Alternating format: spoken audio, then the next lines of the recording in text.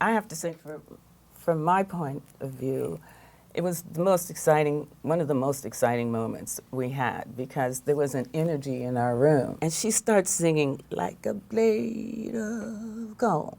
And I'm like, yeah, Allee! But we never expected to actually use the term The Color Purple. No one ever said to us there has to be a song called The Color Purples, and we just figured it's never going to work.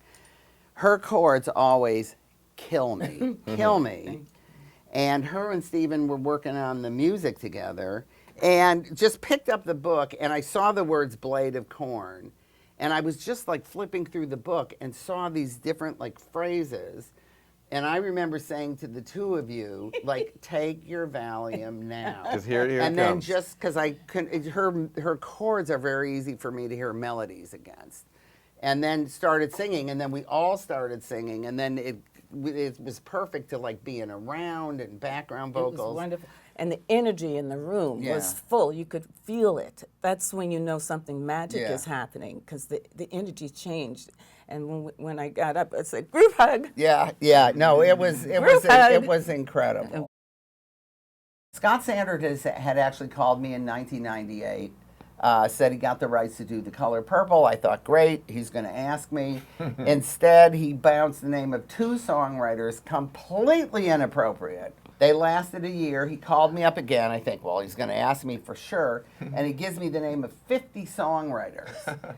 I am not in there, none of which were me, but he gets to Brenda Russell, and she was literally on the way over to my house. And I said, well, what if we write it together? And we've been writing with this third person, Stephen Bray. And he said, okay, but no special favors. And it's like, you haven't thought of me in a year. I am not expecting special favors. We were up against serious heavyweights. We were definitely the black sheep and 1.1. You know. Well, we ran to the bookstore first. Yeah. We spent a year doing nothing but reading books How to write a Broadway musical. And we watched, I don't know about you, I feel like we sat in your living room watching Sunday in the Park with George about 700 times. Whatever was on tape, we listened to every soundtrack. But we took a year, I think, of solid just studying. And reading to each other from Alice's book. Yeah. Each scene we wanted to write, we would read to each other, which was also pretty inspiring. Yeah.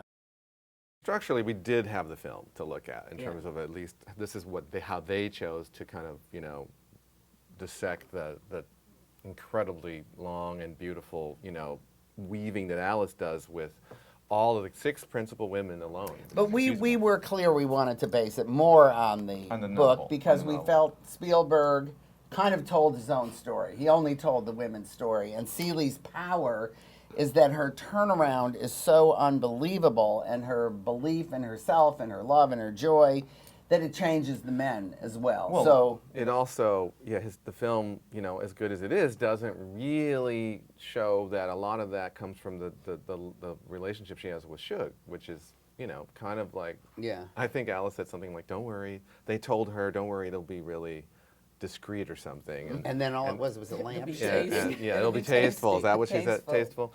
So we wanted to be more authentic about that, because that's, I think, that love from Shug is the first love she's ever felt. And so it really opens her up, and we wanted to be true to that. I would have to say that a lot of the inspiration that I would get personally about the music would be from God, because that, to me, is the source of all creativity. And I would just like tune in, what do you want this character to say? What do you want this character to sound like? And I'd be playing a few notes, and Allie would go, yeah! And I'd be like, but that's only 3 notes, Allie. I'm not even there yet. She would go, that's it! You know?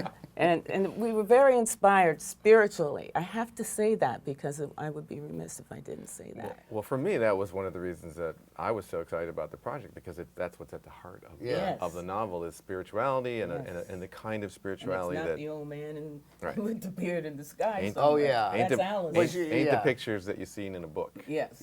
It's you know, it's inside of you. It's everyone and everywhere, and it's not separate. And beginning to write a show about that is, you know. Well, do you remember the first dinner we had when we ever met? How could I forget that?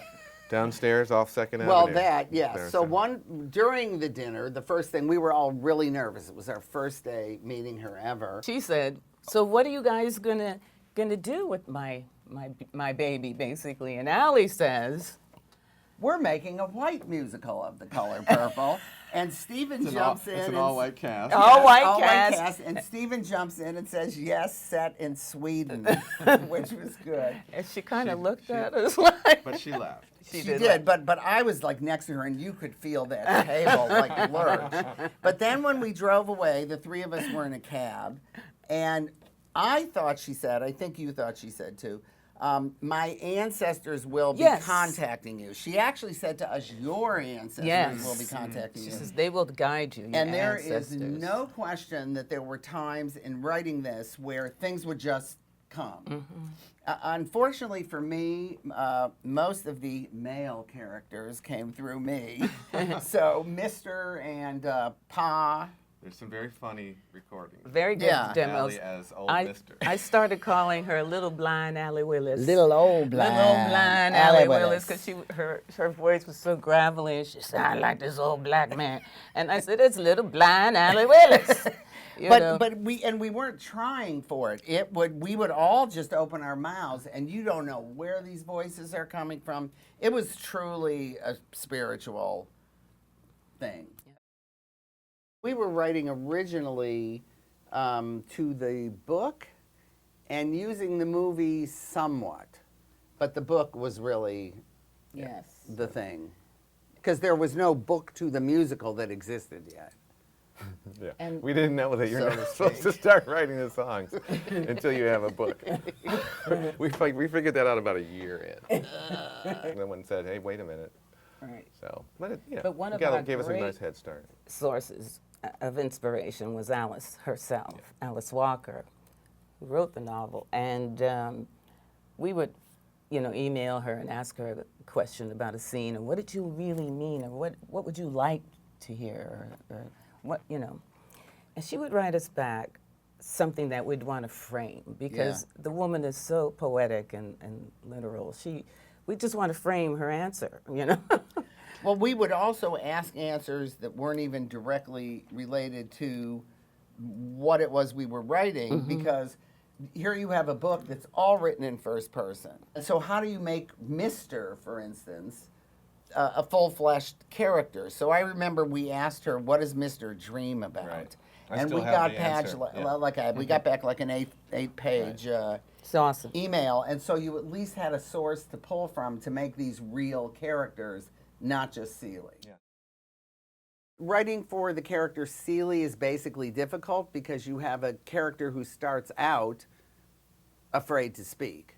So how do you give a voice to that? She's beat down, Yeah. abused, And thinks she's worthless. and ugly. And all the rest of it. Yeah. She's such a passive character with so much energy around her. It was, how do you have the center of the story, not, she can't come out singing like Mame or something, it's just not going to be appropriate. So it was really challenging. And the thing was, I think that was a challenge for all the characters. The Color Purple is an amazingly uplifting story. If people don't know The Color Purple, they think, it's anti-men and it's depressing, and it isn't. It is completely the opposite. So as the people responsible for the music and lyrics, how do you write something where you want an audience to leave a show feeling Uplifted. fantastic, and that can't happen 15 minutes before the show ends. So we were always aware that even if this was a sad song, there had to be hope in it. We had a commitment to working together. So when we had problems, which you are going to have if you're in the room 7 days a week for 5 years with someone, and we treated it as much like therapy as anything else. I think it only got seriously out of hand like hours before the curtain finally went up. I have a distinct memory of Brenda like separating me and Stephen. Pacing the hallways in the various But I Now mean, be nice, guys. I know. was like, be nice. But we love really each other. we worked on the relationship as much as we worked on the music, and I think that shows in the music. Yeah, it does. You know, yeah, you didn't want anyone to really feel isolated. And what we had heard from everyone really was, I don't know anyone who talks to each other after they finish a musical. You know, it's like, no, you're just going to be on separate sides and that's it. And a lot of people ask about the process. They say, well, how do you write? How do three people? Because normally, you know, there's a book, there's a lyric, there's a composer, but we, you know, we kind of can do all three of those things. So we pass the hat. It's always like you pass the talking stick, and where the idea comes from, wherever it comes from, and then we try to make it fit together. As Stephen would say, one of my favorite things Stephen would say while we were writing was, there's only one of us in the room.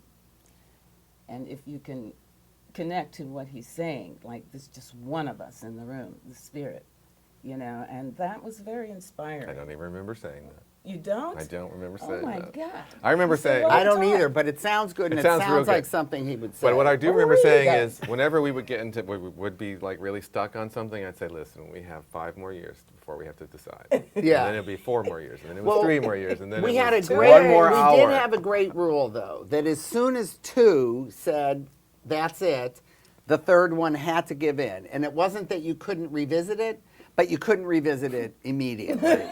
So, but that did keep us moving. You have to figure out a way to get along. Otherwise, you're in hell for 5 years. Jump